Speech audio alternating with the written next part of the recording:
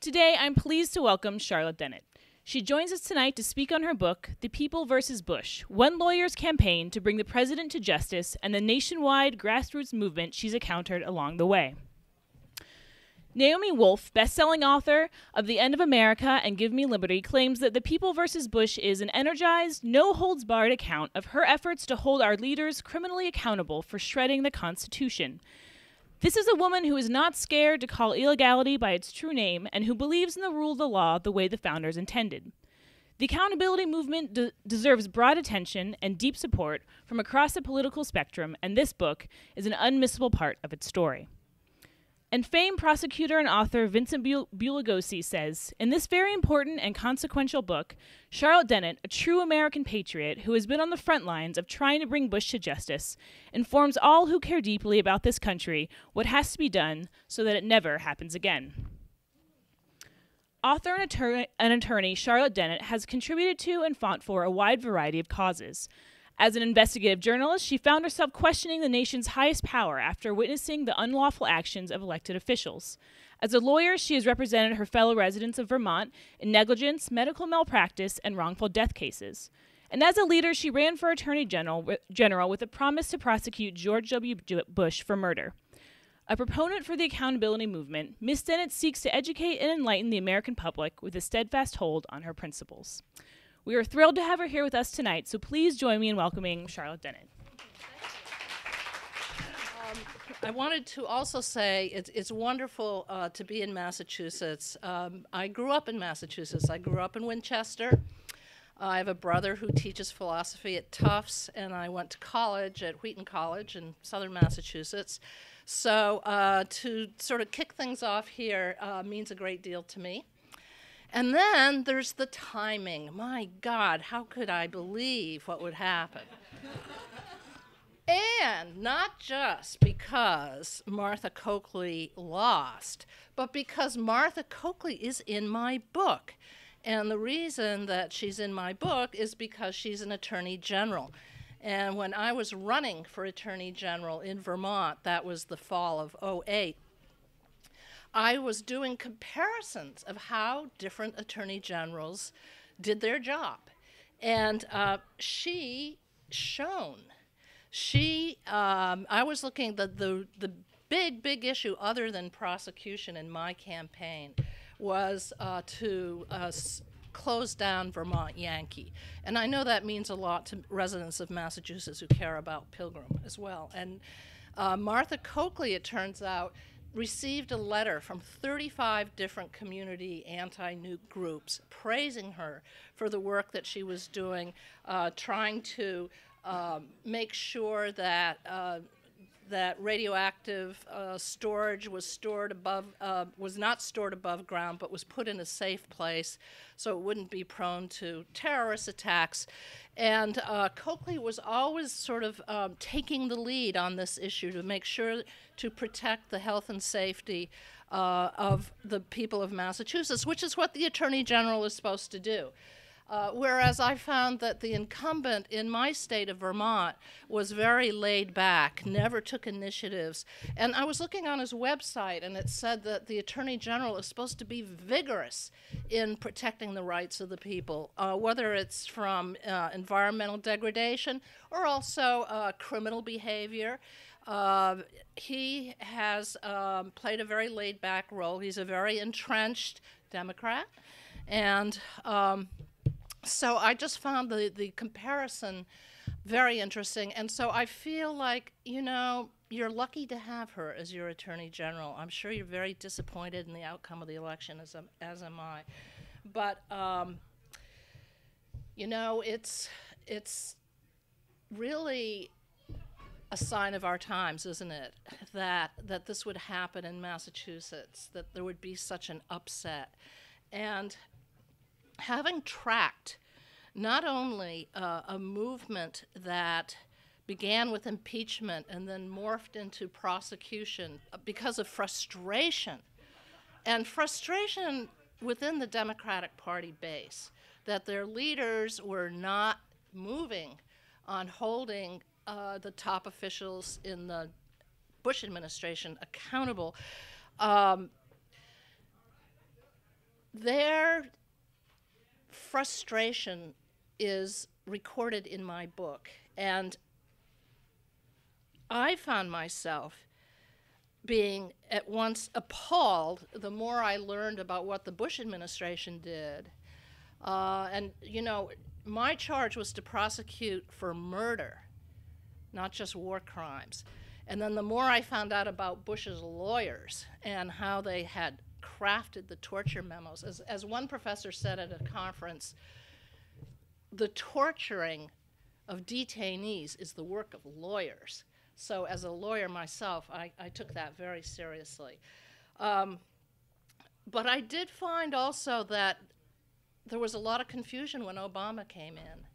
And many of us who track human rights were very happy to see that he had said he would ban torture and that he would close Guantanamo and that he would increase freedom of information, strengthen freedom of information. And so we were all glad about that, but then we started to see backtracking and flip-flopping. And I will go into a little bit of that in my talk today so that maybe you can come away and feel a little bit more like you've got a handle on the events of yesterday. But I can tell you honestly that a lot of people have felt very, very let down by Obama. And so far, what I'm hearing is comments from, I guess they're independents. Those are the people that came out in droves and voted against Martha Coakley. And I kept hearing stories that it was partly that Martha Coakley was not a good candidate. She didn't take her candidacy seriously. I heard also that there was a feeling that the Democratic Party was acting sort of arrogant, or that it had assumed that it was in the bag, the Kennedy seat, and then this upset happened. One woman said, I think Obama speaks out of both sides of his mouth, and I can tell you in the human rights community that rings true. I mean, what says it more than the famous statement that I prefer to go forward instead of going backward, and flip-floppings on whether to release the torture memos or not, whether to release the torture photos, what were the reasons why he wouldn't release the torture photos. So what I found is I had started with Bush on a whole issues of accountability, and as Obama came into power and I was trying to figure out where he was coming from, I found, of course, that some of the same policies that Bush had implemented were now being adopted by Obama. And I wasn't totally surprised about that, especially on the issues of foreign policy, because you come into a presidency and you suddenly discover that you're not the most powerful person probably in the world, that there are others around you that are equally powerful in their own ways. That's certainly what John Kennedy discovered when he came into the White House. And my husband and I, who did a major biography on Nelson Rockefeller and how he built an empire in Latin America, the name of that book is Thy Will Be Done, we learned that when Kennedy came into office, he was completely out of his league. He was a new senator, and he turned to the experts. And we're seeing the same thing happening now. As you know, Obama had to rely on a lot of Wall Street people. He brought in people from the national security team of Bush and surrounded himself around experts, and then tried to act, and I think found himself oftentimes in a box. That's giving the best reading. And I think that we still need some more time to fully assess where Obama is coming from. I heard somebody on the radio today say that the greatest achievements of FDR were not in his first year. They were in his second and third and fourth. But we're a different country now, too. So that's also a factor. We are the largest superpower in the world, and we have an empire to run with 700 bases. So how much flexibility does a president really have? But the point I want to make about this book, and the real reason why I wrote it, is the feeling that if we do not hold the Bush people accountable for their crimes in office, then future occupants of the White House will repeat them and act with impunity. And we're already seeing a bit of that happening. That's why I can't emphasize that strongly enough. I start with the preface where I say, many Americans consider it common knowledge that we have just lived through 8 years of a rogue presidency. The question is, have we set the stage for another rogue presidency in the future? Many believe the answer is yes, and as you will read in The People versus Bush, one way to prevent that is by prosecuting high-level officials for crimes committed in office. So this book is a cry for justice and accountability. Many Americans pressed by hard times are forgetting that the epidemic of lawlessness during the Bush era was a major cause of their misery. The Republican right wing is inflaming discontent. Dark times could happen again, and they could be worse. And I think we're all feeling that a little bit right now. So this is a plea to take this accountability movement seriously. It didn't have a name when I started my campaign, and it just sort of happened. I'm not exactly sure who actually gave it this name, but it was very strong by the elections of '08. So strong, in fact, that President-elect Obama's national website had as the top issue wish list prosecution of high government officials. That was the #1 issue. And within 2 months, polls were being done. And there was a Gallup poll that showed that the majority of Americans wanted some kind of criminal investigation or an investigation. Whether there was going to be a criminal indictment or not, that's what they wanted. Now,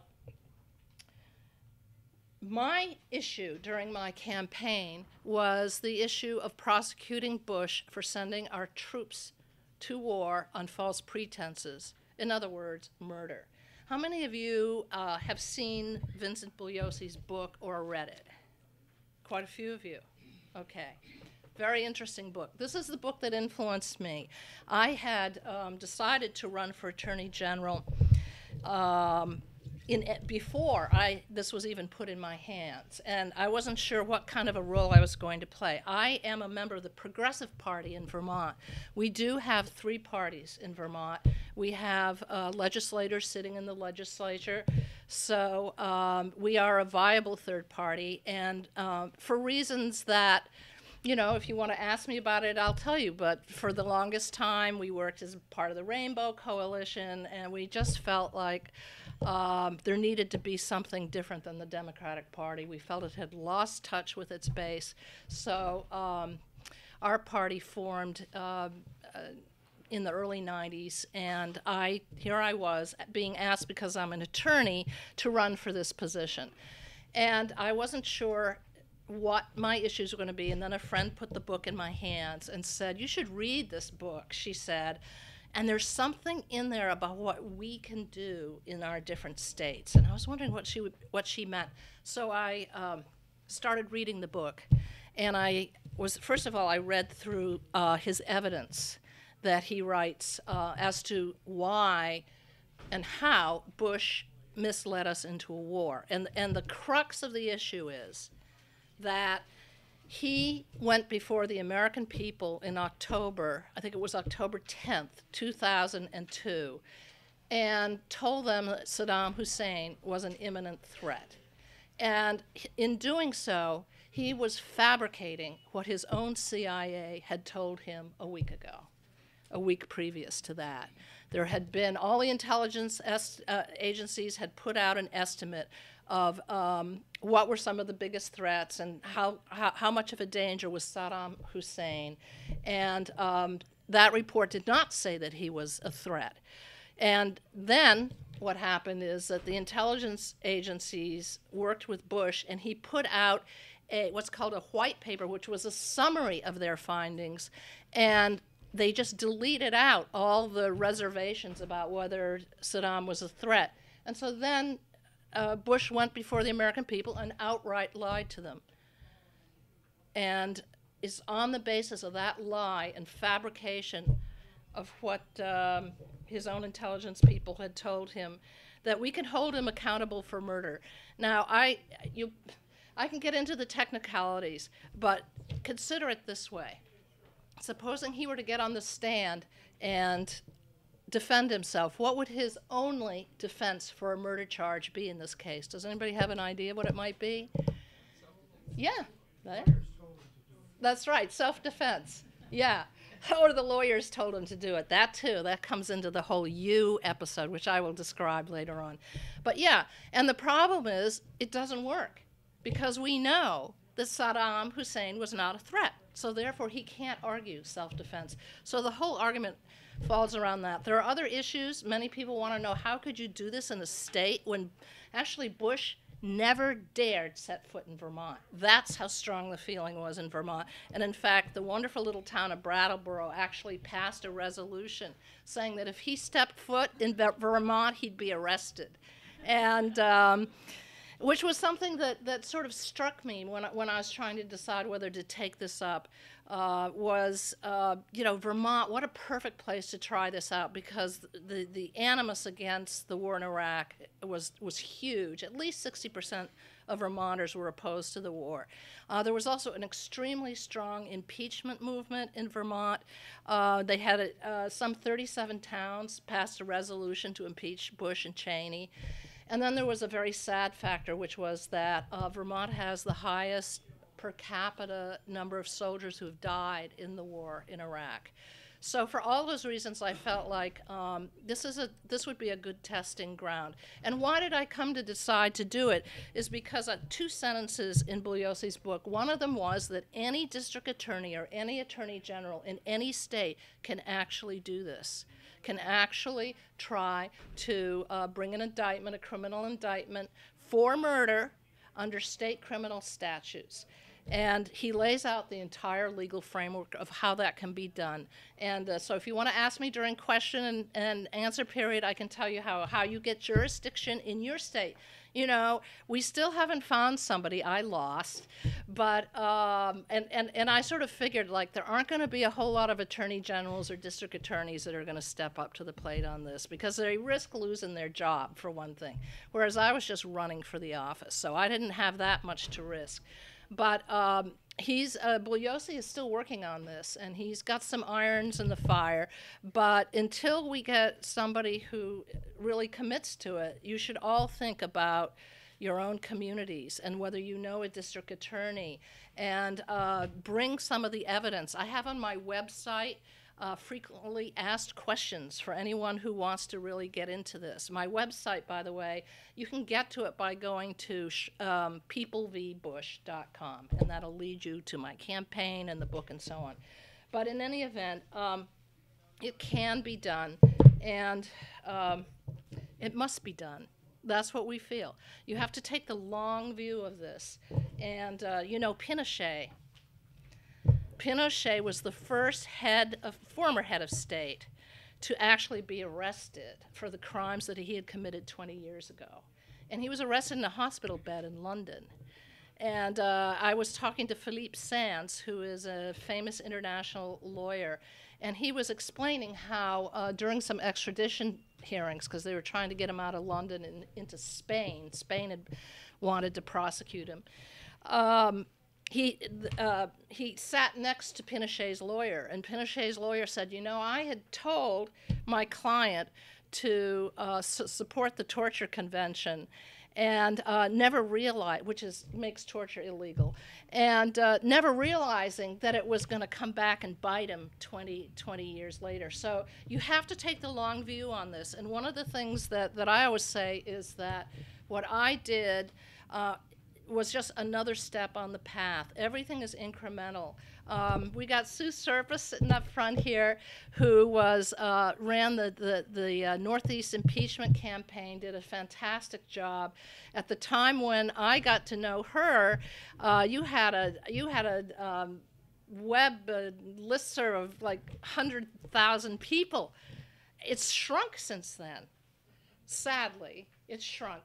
And it is because of the Obama phenomenon. This is one thing that I document in the book. We find that that's exactly true. You know, people are just so relieved that Obama got in that their activism was seriously scaled down, but there's still the stalwarts out there. And now we're hoping that we're resurgent again. And I'm hoping that my book can play a role in that. Anyway, okay. So let's talk a bit about what's happened with Bush's lawyers. I picked up John Yoo's book, and I actually bought it. It was hard to do, but I did. It's just come out. Do you know he was on, how many people saw him on Jon Stewart? None of you saw him. All right, it's on video. You can get it on video. All right, John Yoo. All right, John Yoo was the chief drafter of the infamous torture memos. And he was in what's called the Office of Legal Counsel, which is the elite, powerful office of lawyers inside the Department of Justice, whose job it is to advise the president. And so he is now under investigation, as is Jay Bybee and a few others, for possibly not giving just impartial advice that a lawyer gives a client. You know, this is option A, this is option B, this is illegal, this isn't illegal, you could go this way, you could go that way. I mean, that's what they have to do. You know, a president needs advice. But there's a very strong suspicion out there that that's not what John Yoo was doing, that John Yoo was actually skewing the law to fit a preconceived policy. And what I do in my book is I develop the evidence, I believe, that shows that that's precisely what he was doing. He was memoing up, and that the actual war crimes were already being committed before he could write his legal memo trying to justify them. And what I do is I put all of this in a context that I don't think anybody's done. Bugliosi hasn't done it. None of the other authors on the war criminals have done it. And it's probably because I have a background in the Middle East. I actually was a reporter before I was an attorney. And if you live in the Middle East and you're a reporter, you're inevitably going to bump up against a three-letter word. Anybody know what that might be? Oil, right. So what I've done in this book is I've put it all in an oil context. And basically, that oil context is, I have an opening statement, but darn it, now I didn't clip it here. But I'll give you the gist of it. It goes something like this: that the minute that Bush and Cheney came into office, they had an overarching ambition, which was to get the oil of Iraq. And that's well documented now. That's even been documented from people inside his own administration. And even on the evening of September 11th, he was sitting around with his advisors, and the gist of that conversation was, find me a way. Find me a way to get into Iraq. And of course, then the next step is find me a way to get Iraq's oil.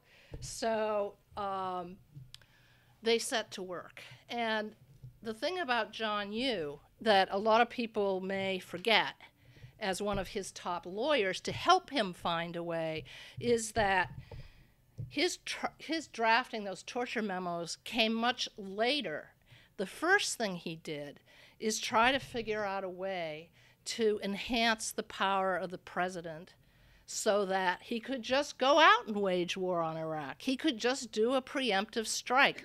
And that is John Yoo's expertise. As far as I'm concerned, that's why he was brought into the OLC. He's an expert in presidential war powers. And what he did is learn drafted memos to expand that war power. So they came up with some pretty interesting ideas. Right after 9/11, the first thing they tried to do is not only get a congressional war resolution that allowed them to go after anyone associated with 9/11 and the terrorists, they wanted it to go to allow him to do preemptive strikes wherever there was a terrorist threat. And it was actually Tom Daschle, a senator, top senator, that stopped him and said, "What? This is crazy. You can't go that far."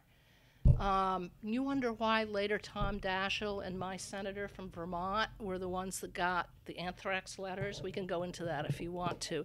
But two people that were constantly up against the Bush crew were Daschle and Leahy. Anyway, Daschle said, "You can't do that." So what happens? John Yoo crafts a memo in secret and basically says because the president is commander-in-chief, he can do anything he wants. And this book is now his effort to justify everything that he did. And you'll read, here's the subtitle, A History of Executive Power from George Washington to George W. Bush. So the case he makes is, hey, this has been happening since the days of Washington and Lincoln, you know. When you're in a crisis, you gotta stretch things a little bit. And that's because you're protecting the people from national security issues. All right, so what I did when I picked up the book is I looked in the index, and I thought, well, I'm going to see what he has to say about torture. So I looked under torture. Torture's not in the index. And then I looked up waterboarding. Waterboarding, not in the index. War crimes? Nope, nothing on war crimes in this index. Ethics probe of you and Bybee? Nope. What does that tell you? Pardon me? Enhanced interrogation? And I looked up enhanced interrogation, not there. I looked up interrogation, it's not there. Okay, so what is this? Begins with W. It's a whitewash. I mean, that's really what it is. And here he is, he's going around right now. He was on The Daily Show last week, putting out his theory that everything he did was kosher in the long view of history, and not taking any responsibility for those horrendous official torture policies.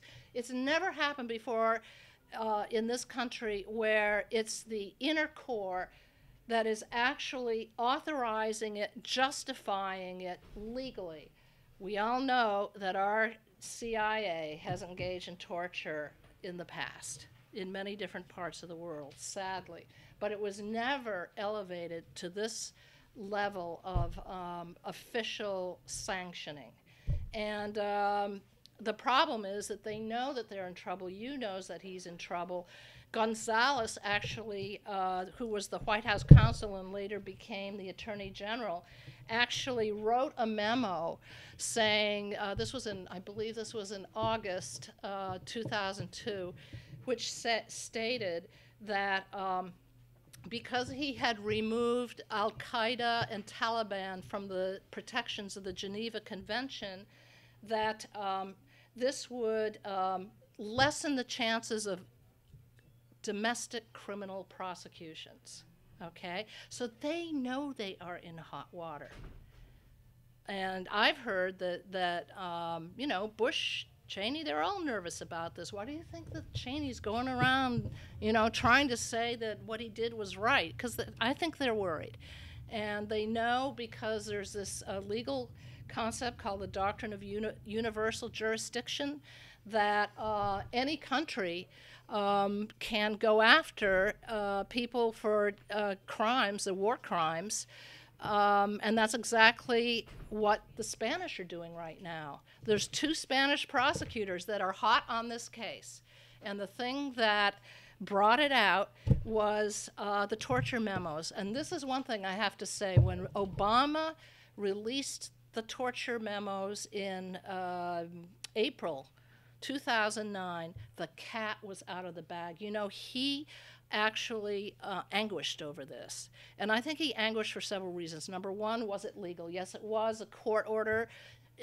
He had to turn them over because the court had ordered it. It was through a Freedom of Information request. I think the ACLU was the group that had requested it. So he anguished, and then he said, okay, let's do it. And oh my God, well, talk about the shit hitting the fan afterwards, because it really did. Next thing you know, the next day he had to go down and talk to the CIA and assure them that they wouldn't be prosecuted. And I'm thinking, wait a minute, because at the same time the New York Times is saying, you know, this is really now focusing on the role of Bush's lawyers. I mean, first of all, what do these memos show? They show that it was okay to use waterboarding. All right? Waterboarding is a known crime. It's known torture. It's even been prosecuted in our own country. And here we have you and Bybee saying that it's okay to waterboard some of these top officials. So, by the way, here's the other element of the torture angle that I just want to touch on briefly, because, you know, Bugliosi's talking about murder, and then once Obama gets into the White House, the whole emphasis shifts away to torture, and it started to really annoy Bugliosi. He kept saying, torture, torture. Everyone's talking about torture. He said, we sent these poor troops overseas, 4,000 of them died, and, you know, hundreds of thousands of Iraqi died. Which is the more serious crime? He was upset for that reason. But when I started looking into the torture, I began to realize that there was a way to tie in war crimes into the crime of torture, and this is how it is. And it's chilling. It's horrible. I still feel goosebumps when I talk about it. These people knew, and I'm talking about the lawyers, and I'm talking about Bush and some of their closest circle, they knew that the method of interrogation that was being proposed by the CIA was not designed to get actionable intelligence. Then what was it used for? It was used to elicit false confessions. And they had learned about this technique from the Koreans. And there was a training called SEERS. It's an acronym, but it's how to evade, how to escape such kind of torture techniques. This has been taught to the military. How to evade this vicious torture techniques if it's done on you, but not how to do it to other people. So then you have to ask yourself, okay, so they implemented this. Next thing you know, you has crafted a memo about how the detainees seized in Afghanistan, these are the first people that were tortured, seized in Afghanistan, what are you going to do with them? Are you going to put them in a regular court of law and be tried in a criminal court? Or are you going to put them in a regular court-martial if they've committed a crime? No, their idea was to create the military commission system. And they did this so early on after the invasion of Afghanistan that one attorney has even posited that you and Bybee had created these military commissions which have no protections, right? No protections for the accused, no due process. They have literally been called kangaroo courts even by conservatives. The reason for doing it is because they knew they were going to torture these guys. They knew it, and they set up the military commissions. And then the next thing you know, they start changing the definition of torture so they can waterboard. All right, so start leading up to the war in Iraq, right? And what is happening? They can't find a pretext. They can't find the weapons of mass destruction. They're getting more and more desperate. So what do? They start torturing people to get them to confess that they had ties to Saddam Hussein in 9/11, when they didn't. And we don't know how rampant this is. But the fact of the matter is, there's an example where you're tying in the crime of sending our troops off to war on false pretenses to the crime of torturing detainees to further your case to send troops to war on false pretenses.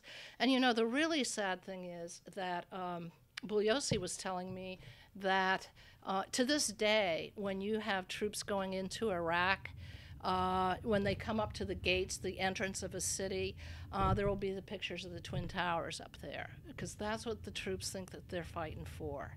And I noticed that when the cadets were waiting in West Point. You know, when Obama came to talk to them, there was this picture in the Wall Street Journal, and there was a young cadet reading a book called Catching Obama. So they think that they're going in there to, you know, vindicate 9/11. But I think I just realized I got off the oil subject. So the point is the war in Afghanistan, in a certain sense, became a stepping stone to the war in Iraq because of the false confessions that they got out of the Afghan detainees, prisoners, that allowed them to go and say, see what these terrible people have done, and now Saddam Hussein was behind 9/11, so we've got to attack Saddam Hussein. It was a complete lie. And meanwhile, as you all know, eventually the troops go in, and what's the first place that the troops go to? You know where it is, don't you? It's the oil installations. That's the first place that they're sent to guard. Now, I'll give you one other angle, and it is in the book, about regime change and what's behind that. Regime change, getting rid of Saddam Hussein. Turns out, as I'm sort of developing my chronology, I really, as a journalist and as a lawyer, I swear by chronologies because you can see all sorts of patterns starting to develop. Right after the invasion of Iraq, we hear that Benjamin Netanyahu, the Prime Minister of Israel, is exulting that within just a matter of weeks, the oil of Iraq is going to flow to Israel. And what the plan was, and this is all documented, the plan was that after the invasion, there'd be a regime change. They wanted to get rid of Saddam Hussein because Saddam Hussein did not approve of a pipeline connecting the oil of Iraq with Israel because they'd been enemies for a long time. And, you know, Saddam Hussein knew it wouldn't fly with the Iraqi people. He was opposed to it. But if you had somebody else in there who did approve of it, then everything would be golden. And the person that they had in mind was Chalabi. He was an exile in Iraq. And the whole plan was bring Chalabi in, get that oil flowing. And you see, there used to be a pipeline connecting the oil of Iraq to Haifa. And one of the reasons why I happen to know this is because I've become sort of my own little expert on pipelines, because my father was a master spy during World War II, stationed in Beirut, Lebanon, which is where I was born, and died a mysterious death when I was an infant. And his last mission was in Saudi Arabia, and I knew from his last letters home that what he was working on was the route of the different possibilities for the route of the Trans-Arabian pipeline that was going to carry the oil from Saudi Arabia to an undetermined terminal point on the eastern Mediterranean. And at the time of his death, the whole question was it going to terminate in Haifa, which already had a refinery, and was the terminal point of an earlier pipeline that had been built in the 30s that connected Haifa to Iraq. Or was the pipeline terminal going to be in Lebanon, or was it going to be in Syria? And so once I got onto the whole pipeline angle of things, I began to realize that they had huge strategic importance. In fact, they've had huge importance from World War I right up to the present. You know, one of the great prizes of World War I was the oil of Mesopotamia. That's what the British wanted. And you just keep going. Then one of the great prizes of World War II was the Americans getting control over the oil of Saudi Arabia. And of course, the great prize now in Iraq is seizing the oil and controlling it. And the thing you can't forget is that once you control the oil, then what? You got to get the oil to market. You got to ship it. So anybody who's involved in the oil trade is going to look at pipeline routes. So that's just another little angle to the regime change that I do discuss briefly about the book, inside the book. I'm going to end. How long have I been going? Probably too long. I will simply end by saying that I can't emphasize enough how important it is that people keep up the pressure to hold these people account. I mean, let's face it, folks, we almost lost our country. That's how bad it got. And we could have a return to that horror very easily and very quickly. And so we, in my opinion, have to be vigilant in protecting what's left of our democracy.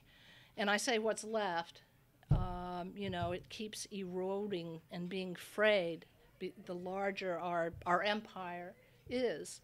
But, you know, there's still some breathing room. And there have been other countries that have empires and they've survived and flourished. And so that's what we need to do. But I would maintain that the only way to do it is to take a hard line here. Not truth commissions, which my senator from Vermont proposed. At the very time people were clamoring for prosecution, suddenly Leahy comes out with the idea of a truth commission, which never had a chance of passing. We found out, that's in the book. But that prosecutions are the only way to send a message. We've got the infrastructure in there. We've got all the information. We've got tons of information in order to convict them.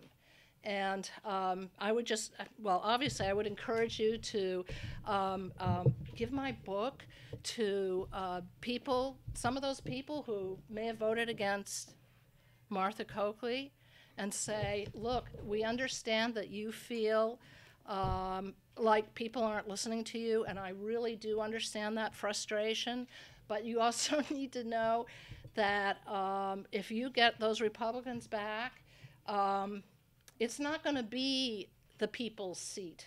You know, that was a very powerful, catchy phrase that he used, that this Senate seat was the people's seat.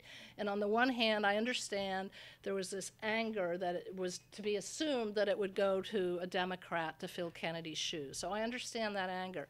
But when you got some Republicans that are like him, I guess, Scott Brown, he's quite conservative.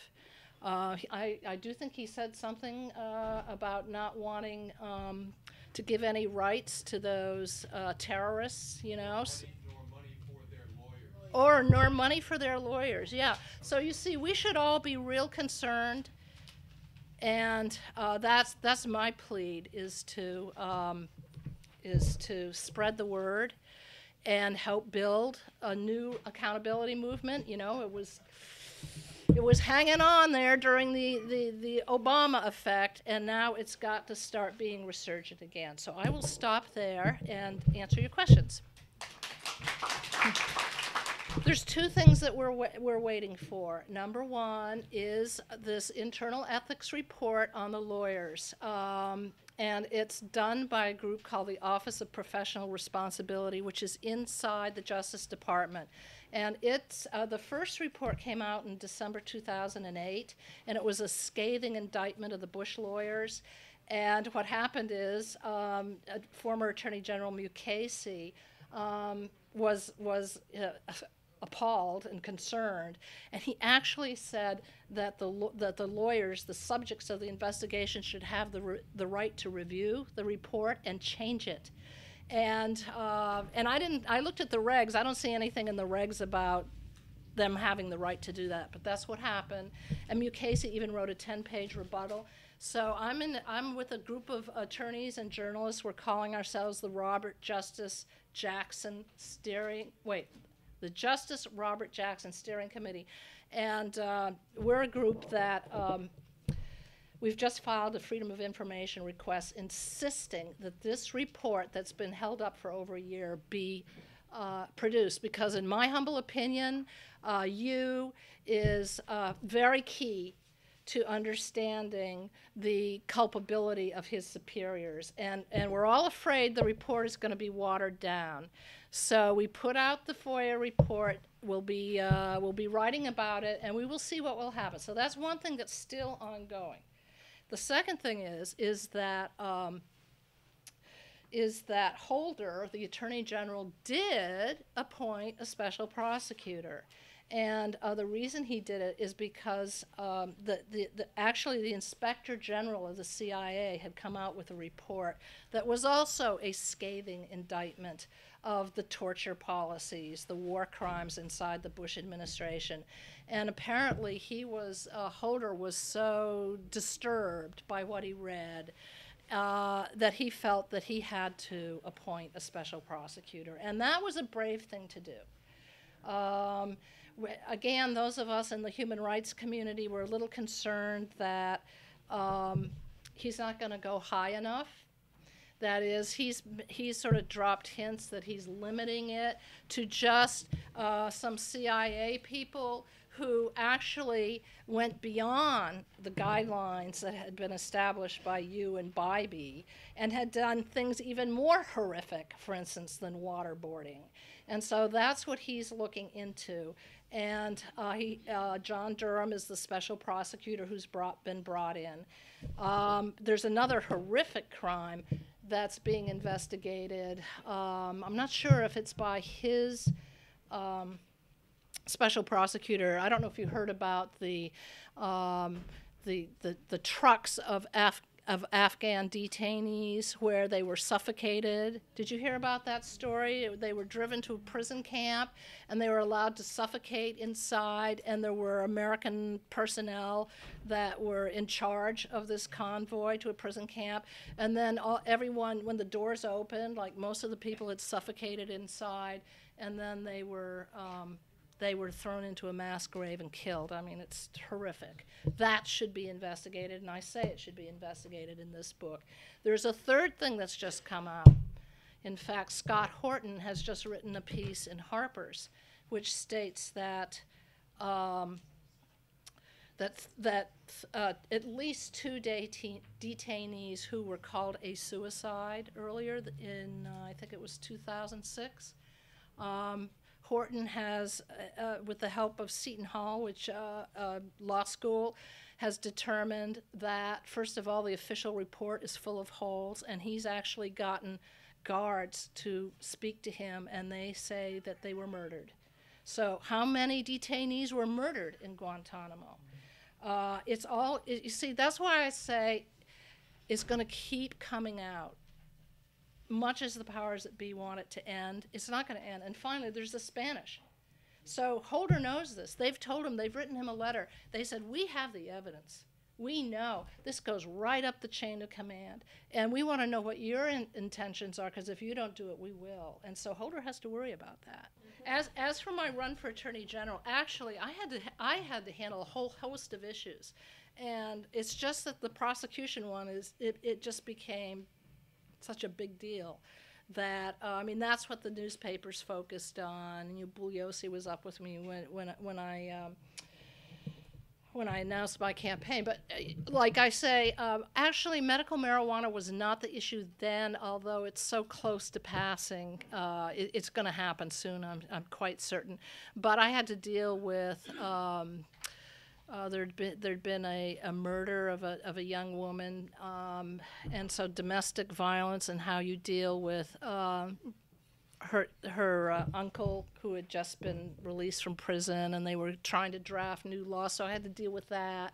And I proposed a whole lot of different changes. Attorney General is actually a very interesting position. And if anyone in this room is an attorney, you should think about it. Actually, you don't even have to be an attorney to be an attorney general. But the more I was studying it, the more I was thinking, my God, I mean, it's quite powerful because you have control over both criminal prosecutions and civil litigation. And you can do really good work if you take it seriously in protecting the environment. And as I told you, like Vermont Yankee was my second biggest issue that I had to address and debate. Yeah, I mean, all you have to do is look at the statute and just go to your Attorney General's webpage and see all the things they do. And what I have heard is that Coakley took on some pretty big characters. I didn't have time to see what she did other than on Vermont Yankee, but she seemed to be more fearless in trying to help people, I thought, certainly than my own Attorney General. In terms of, I think people are going to be debating the Coakley loss for a long time. And surely it must be a combination of things. But, when she got before the mic, what was she saying? There's a lot of anger out there, she said. And, I don't think she mentioned the economy, although certainly there's a lot of anger about that. And I'm not even sure she said health care. You know what she said? Does anyone remember? You did it. No. What I heard her saying is, you did it. No, what I heard her saying is people are very angry about 2 wars, she said, and they're angry that nothing's being done for the soldiers once they came back. Now, I don't know why she focused on that, but that suggests to me that there, maybe a lot of anti-war people didn't show up at the polls. I have no idea. I mean, legislators listen. Look at what happened with Senator Leahy in Vermont. He was saying before Obama took office, Vermonters said, so what's going to happen about prosecuting Bush and Cheney? And what did he say? Not going to happen. Not going to happen, right? And then the website, and then the, let's see, what was it? It was the website, and then there was the poll. They have to listen, and now is the time. Now is the time. They've just been sent a huge wake-up call that people are angry that they are not being listened to. And I saw it in the people I talked to. There was an aloofness. There was this Truth Commission thing. On the surface it looked like a good idea, but then a bunch of us Vermonters met with Leahy in private, and we kept saying, why don't you just use the tools you already have and just do a criminal investigation? You don't need a Truth Commission. And by the end of the conversation, he told us, he says, it's not going to happen. The Truth Commission isn't going to happen because I can't get any Republicans to back it. But I was told that he knew from the outset it wasn't going to happen. So the point is, I think that it was sort of like a containment exercise, or when you go to the highest levels, they protect their own. And I don't think that any senator was going to prosecute the president. I don't think they were going to do it. However, we're just at the start of this. So what you need to do is think of where to put the pressure. And as people of Massachusetts, man, the burden is really on you, I would suggest. Because everyone's talking about you now. What does this all mean? So rather than just say, oh dear, and wring your hands, get proactive. And one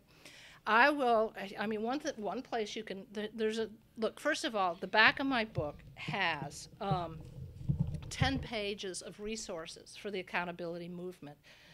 And I'm still finding people. I'm still finding websites. And these are people, they're average people.